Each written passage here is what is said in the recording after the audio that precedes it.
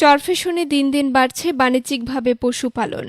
মধ্য হাজারীগঞ্জ এলাকার মোহাম্মদ বিল্লাল হোসেন নিজ উদ্যোগে গত 4 বছর আগে গড়ে তুলেছেন সুমাইয়া এগ্রো ফার্ম।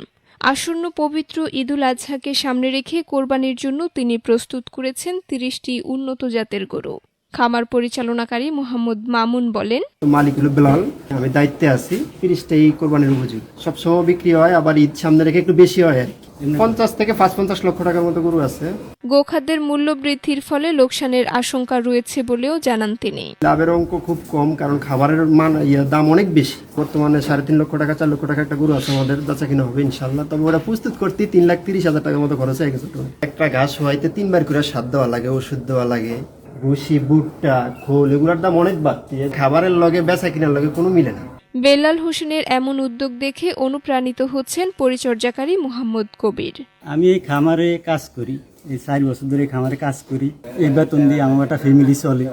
তা আমার একটা আশা ভরসা ছিল যে আমরা এই মালিকের খামারে কাজ করিয়া শিখবো, শিখা ভবিষ্যতে একটা খামার দিব।